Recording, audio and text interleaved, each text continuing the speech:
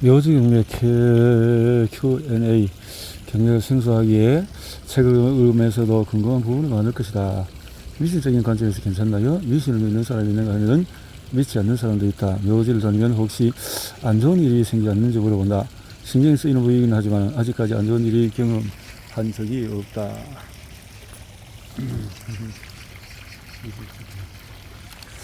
대한민국에서 묘지를 가장 많이 팔면서 수차례 임장을 가본 사람이 없었다고 하면 그 문제가 없다고 생각이 든다. 임장을 가서 묘를 해야 하는 행위를 하지 않으면 된다는 말이다.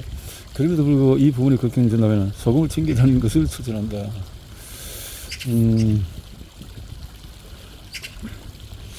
묘지는 어떻게 찾아가나요? 묘지를 찾아가기 위해서 네이버 지도 앱을 이용한다.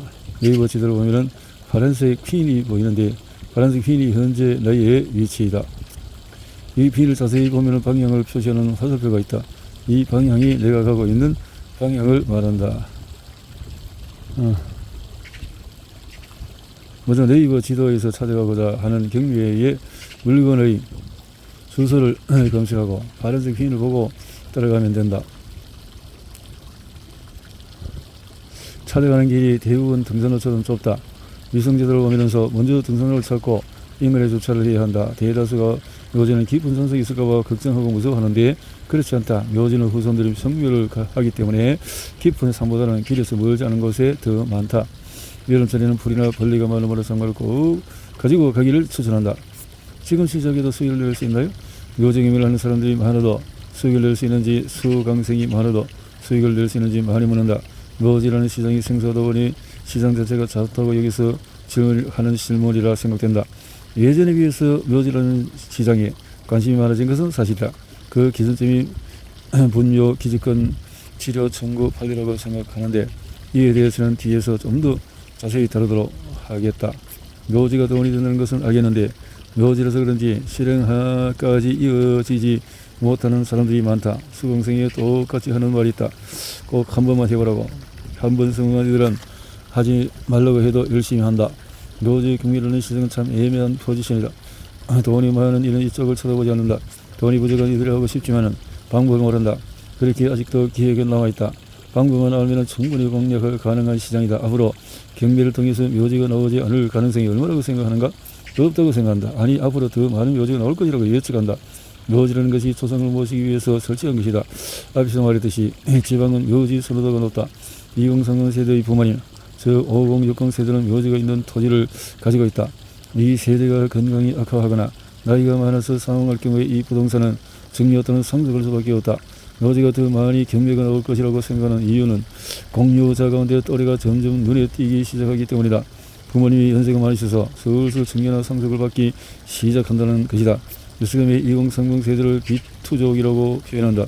개인적으로는 견해지만 본인이 감당할 수 있는 만큼 돈을 써야 하는데 그렇지 못한 이들이 있다. 요즘 젊은 세대들이 그런 성향이 강하기에 앞으로 묘지 물건이 더 나올 것이라고 생각하는 것이다. 실제로 요즘에 또래의 지분들을 많이 낙찰받고 있다. 아파트 빌라는 경매 시장에서 굉장히 치열하다. 아파트나 빌라로 경매에 입문한 후에 경쟁에 지쳐서 포기하는 일이 대다수다. 묘지 경매도 지금보다 경쟁이 치열해질 수 있을 것이다. 그래도 다른 시장보다 덜하다. 후손절로 만나서 떠돌이 신세가 될 뻔한 왕족이라. 이 제목으로 흥미를 가진 분이 꽤 있을 것이다. 왕족의 후손이라고? 이런 것도 경매로 나온단 말이야?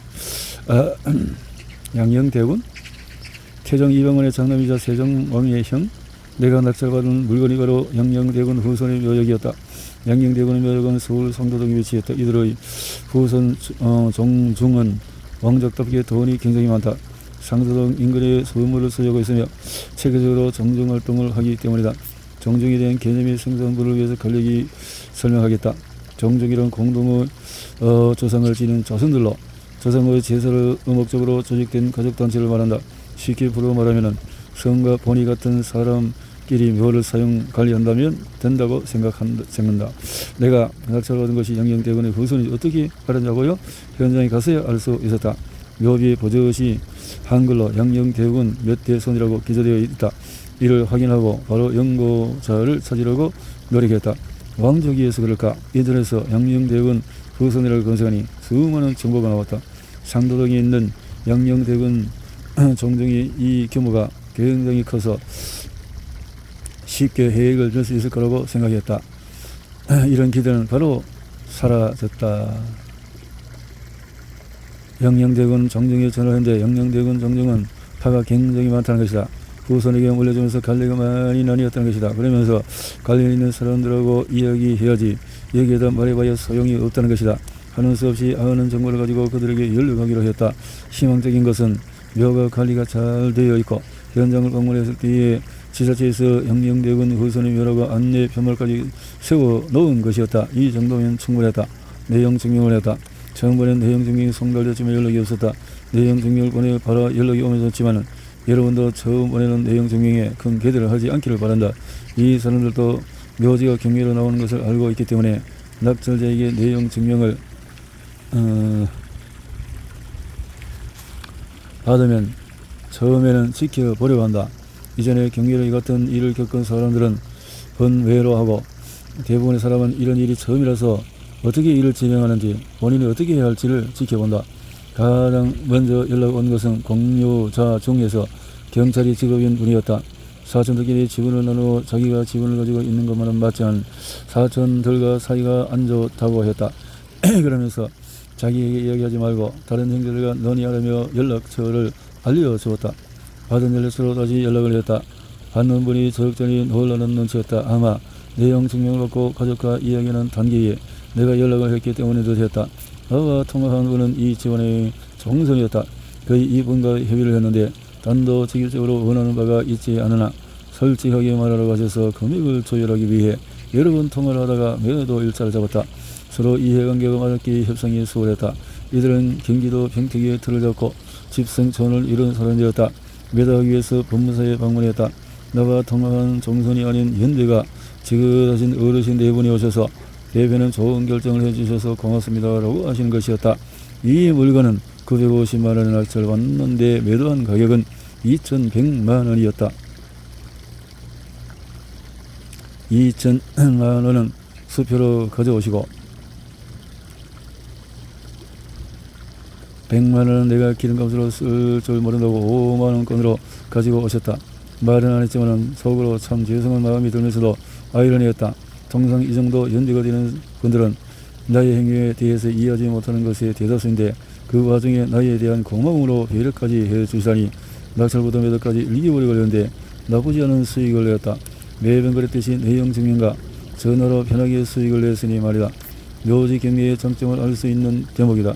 잘못된 후손 하나 때문에 선조가 떠돌이 신세가 될 뻔했으나 왕족의 후손들이 힘을 합쳐 선조의 묘역을 지켰다. 지금까지 기억에 많이 남는 물건이다. 나는 이래저래 경매 일을 하면서 남들이 해보지 못한 경험을 많이 했다. 소액으로 투자하며 대기업 부회장, 왕족의 후손, 삼성 등 수백억 자산가 등을 만나게 될 것이라고 누가 상상이라도 했겠는가. 이런 경험이 피와 살이 되어 나는 이제 누구를 만나도 두렵지 않다. 그들에게 선의를 베풀 뿐이다.